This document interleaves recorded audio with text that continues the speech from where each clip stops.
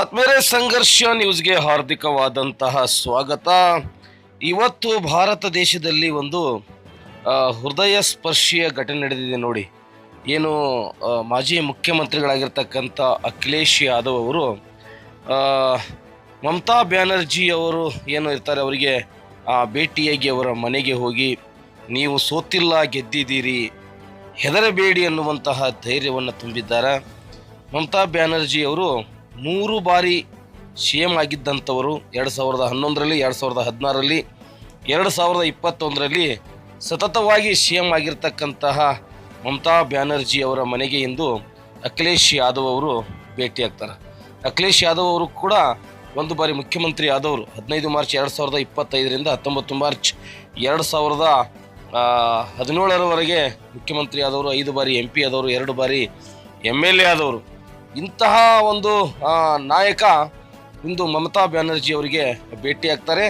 ಇಲ್ಲೇನು ಬಹಳ ವಿಶೇಷತೆ ಕಾಣಿಸೋದಿಲ್ಲ. ಆದರೆ ವಿಶೇಷತೆ ಏನಪ್ಪ ಅಂದ್ರೆ 3 ಬಾರಿ ಮುಖ್ಯಮಂತ್ರಿ ಆಗಿರ್ತಕ್ಕಂತಹ ಮಮತಾ ಬ್ಯಾನರ್ಜಿ ಅವರ ಮನೆಯನ್ನು ತಾವು ವೀಕ್ಷಣೆ ಮಾಡಿ, ಅದು ಯಾವ ರೀತಿ ಇದೆ ಅಂತೇಳಿ.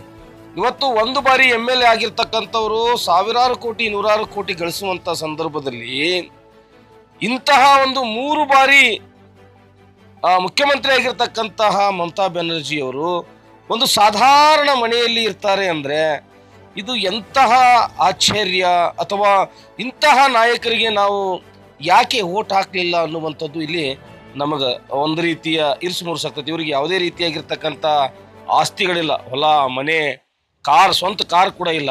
ಇವರ ಬ್ಯಾಂಕ್ ಠೇವಣಿ ಕೂಡ ಕೇವಲ 16ರಿಂದ 17 ಲಕ್ಷ ಮಾತ್ರ. ಏನು ಇವ್ರಿಗೆ ಪಿಂಚಣಿ ಅಂತ ಬರುತ್ತೆ ಸರ್ಕಾರದಿಂದ, ಅದನ್ನು ಮಾತ್ರ ಯೂಸ್ ಮಾಡಿ ಇವರೇನಪ್ಪ ಅಂದ್ರೆ ಬದುಕಿರ್ತಕ್ಕಂತಹ ದೀದಿ ಒಬ್ಬ 3 ಬಾರಿ ಮುಖ್ಯಮಂತ್ರಿ ಆಗಿರ್ತಕ್ಕಂಥವರ ಮನೆಯನ್ನು ತಾವು ಸೂಕ್ಷ್ಮವಾಗಿ ಗಮನಿಸಿ. ಈ ಕಾರಣಕ್ಕಾಗಿ ಅವರ ಸರಳ ಸಜ್ಜನಿಕೆ, ಭ್ರಷ್ಟಾಚಾರ ರಹಿತ ಆಡಳಿತ ಏನು ಇವರು ಕೊಟ್ಟಿದ್ರು, ಆ ಕಾರಣಕ್ಕಾಗಿ ಅಖಿಲೇಶ್ ಯಾದವ್ ಅವರು ಇವತ್ತು ಮನಪೂರ್ವಕವಾಗಿ ಬಂದು ಅವರಿಗೆ ಶಾಲ್ ಹೊದಿಸಿ ನೀವು ಸೋತಿಲ್ಲ, ನೀವು ಗೆದ್ದಿದ್ದೀರಿ, ನಿಮ್ಮೊಂದಿಗೆ ನಾವಿದ್ದೇವೆ ಅನ್ನುವಂತಹ ಮಾತನ್ನು ಹೇಳ್ತಾರೆ. ಬಹುಶಃ ಭಾರತ ಇಂತಹ ಒಂದು ನಾಯಕರನ್ನು ಕಳ್ಕೊಂಡು ಮಮ್ಮಲ ಮರುಗುವಂಥ ಪರಿಸ್ಥಿತಿ ನಿರ್ಮಾಣ ಆಗಿದೆ.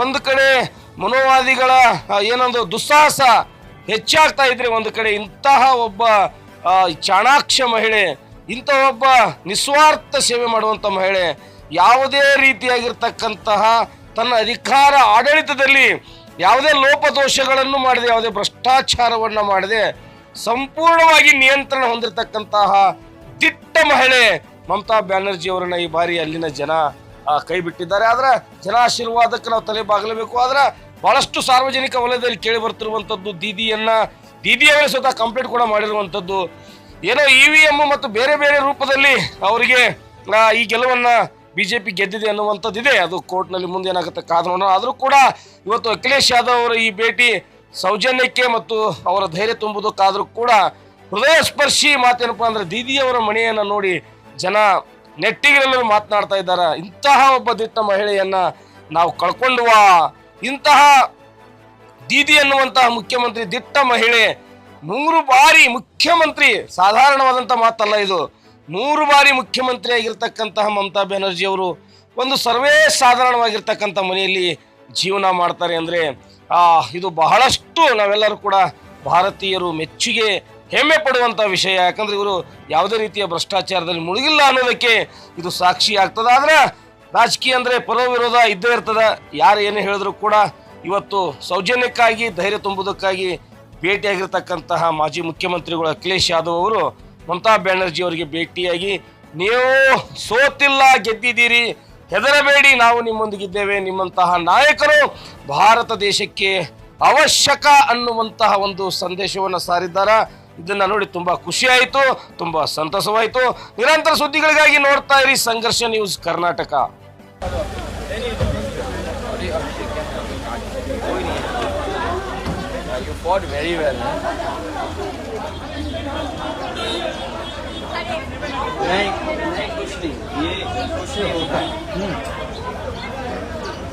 देखिए आप इतना अच्छा लड़े, उससे आप हारे नहीं है। नहीं, आप हारे नहीं है, आप हारे नहीं है, हारे नहीं है। सर